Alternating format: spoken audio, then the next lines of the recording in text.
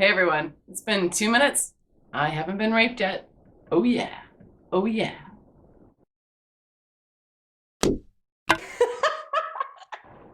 Rain.org says that a woman gets raped every 2 minutes.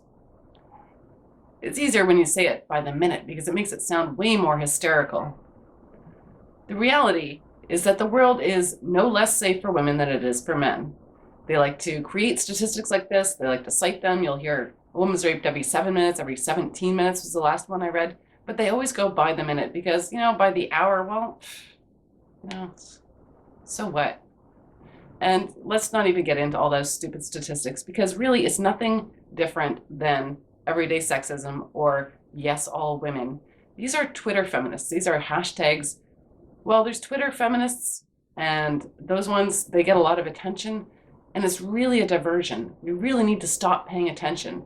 And I'll include in Twitter feminists people like Lori Penny and other people that write for Salon.com. These are a waste of time. Twitter feminism is just a distraction, and it's a very successful one at that. We need to stop paying attention. I was asked on my last YouTube video what we can do to make people start to care, what we can do to start getting people to listen. Because the statistics on domestic violence, the ones that use proper scales that actually ask women how often they hit somebody, that measure both genders in domestic violence, it's been known for decades that men and women perpetrate at about the same rate. Women are slightly higher. Women are slightly higher. And this is well known. Murray Straus, Donald Dutton.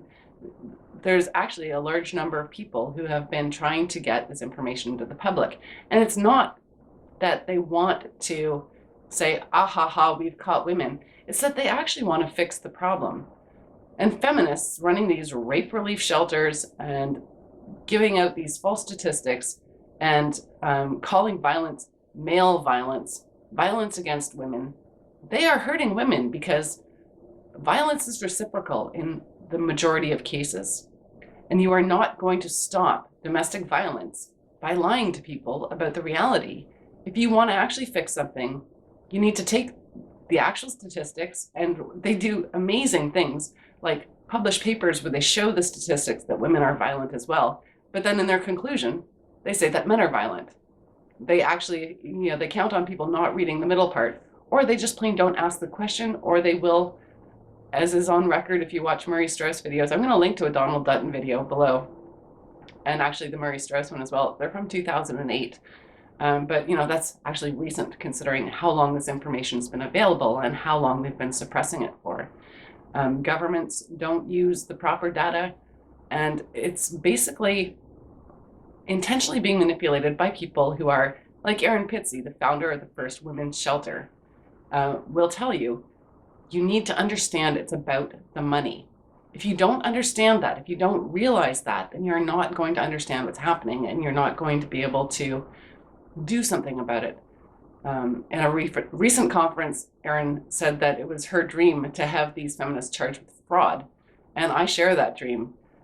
There is not just fraud going on. What do we need to do to get people to pay attention? The real problem here is not Twitter. It's not the Huffington Post. It's not these journalists who write little blog style articles that are unresearched, or one of their favorite tricks actually is they get together and say, I'm writing an article about this. As soon as I write that, you can write an article linking to that article, and they hype each other. And it's really just a stupid media game that they're playing. And we're letting them play it because we get worked up by it. And then, and I do too. I mean, when I started writing articles about men's rights and became an activist, I had a grand old time going after Jaclyn Friedman. She's like one of my pet peeves, actually. She did a lecture. Actually, I'm going to link that one below too. She did a lecture called How Feminist Activism is Like the Clitoris or something like that. And essentially she described how Jaclyn's clit, the feminist activists, are all a really tight in-group, and they all work together. And it's really just another great example. And they're so blatant, they don't even understand what they're telling us with this. Another example of how they basically use relational aggression to make money for themselves and to create cliques that, get them into the upper echelons of I get paid more than you do. I've got another group over here and I've got funding and whatever.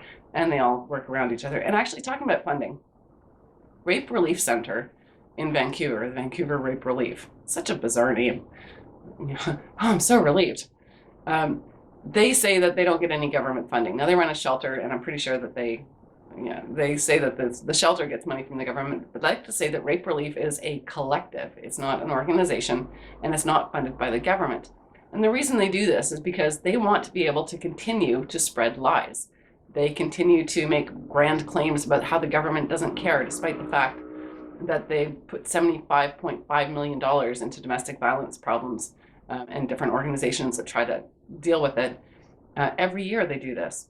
And they're saying that there's no political will. And they can go out there on CBC or whatever radio show wants to host them, and they can say it because they don't directly get funding. But they do get funding because they're part of the big clit, Jaclyn's clit. They're all connected to each other. So one of the groups that is going to be nice and not say lies on in the newspapers and on the radio, they get the funding and then they give it to the other people. And in this way, they can keep up this lie that continues to bring in funding. Okay, we're still not talking about the important stuff. How do you get people to care? Because feminism claims to be an organization or a movement that is for women. So if you don't like feminism, you don't like women. And that's just balderdash. It's a load of shit.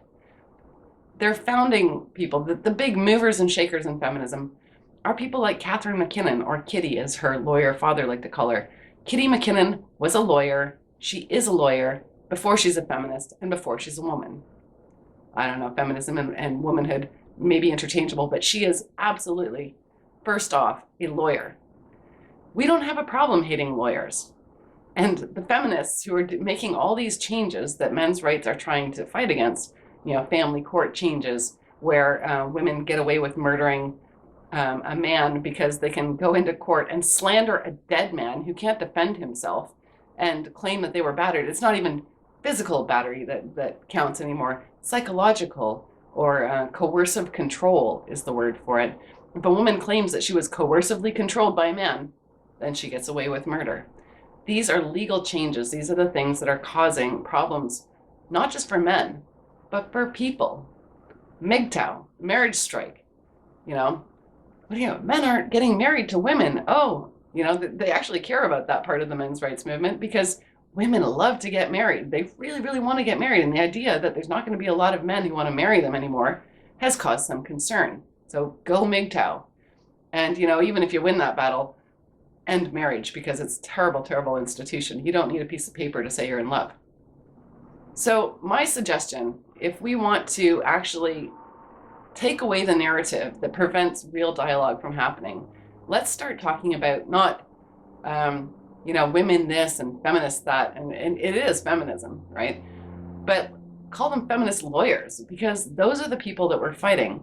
Catherine MacKinnon has actually been quoted by the Supreme Court Judge Le Dubé, another feminist in Canada who's just, fucking up our world. She actually quoted Catherine MacKinnon in 3 Supreme Court judgments. Catherine MacKinnon, the feminist lawyer, not Catherine MacKinnon, the feminist, the lawyer, who intentionally came into Canada and helped set up an organization called LEAF, the Women's Legal Education and Action Fund. They do not provide lawyers for women. They just want women to tell them when they have an interesting case to do with the Canadian Charter of Human Rights so that they can pick and choose cases that will enable feminist lawyers to help women get out of jail. That is the Elizabeth Fry Society. Kim Pate is one of the big wigs at Canadian Fry Society. She works right next to Elizabeth Sheehy, who has written a book explaining to lawyers how to get women out of murder charges when they kill a man, whether it's their boyfriend of only 6 months, as one of the cases in her book, Defending Battered Women on Trial, shows. Very good friends with Kim Pate. Kim Pate, Elizabeth Fry Society, actually advocates for women in jail, trying to help them get out, trying to reintegrate them into the society. Could be a really good thing. But what they actually say is that women are being criminalized, not that these women have committed crimes and they need help. right? She's saying they're perfectly fine because, women are great. Women don't do things like become criminals. These are just poor women who are misunderstood. The Elizabeth Fry Society made suggestions on what women's prisons should look like. And they actually tried one of these prisons out, and something like 25 women escaped in a very short time period, because their premise was that women aren't really, criminals, so you don't really need to put fences around them. And we spent money on this prison, and then we had to spend money getting these prisoners back into it again. Kim Pate also says that she's a prison abolitionist. That sounds really great. But one of her most recent activities was around the case where they want to legalize prostitution. And she said, this is an outrage. What we need to do is follow the European model, where it's not a crime for women to sell sex, but we should criminalize men who buy it. Well, Kim Pate, if you want to criminalize men who buy it, what are you going to do with them? Put them in prison, maybe? What kind of an abolitionist would go around saying such things? So these women that are the problem, they are women, but first, they're lawyers. First of all, most importantly, above anything else, we are fighting lawyers. I wrote an article called 10,000 Feminists at the Bottom of the Ocean. Link is below. We have no problem saying, what do you call 10,000 lawyers at the bottom of the ocean? Good start. But for some reason, you can't make the same joke about feminists. And, to tell you the truth, it really isn't funny.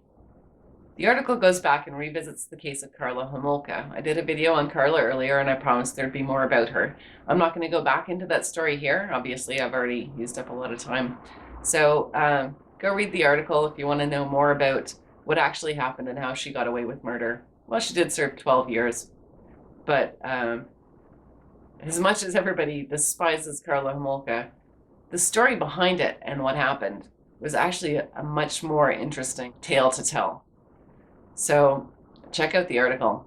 And I'm going to come back with some more videos, and I'm going to go into depth with Elizabeth Sheehy and her battered women trials, because she wrote this book not to create some compassion for the women. It was actually, because she's a lawyer, written to help other lawyers get women off. She goes through all the evidence against them, and without realizing it, when you're not looking through a feminist lens, she actually explains to us how injustice was carried out in pretty much every one of these trials. I think there was only one trial in there where I actually kind of felt a little bit sorry for the woman, and yet, as we'll get into, she still had a choice.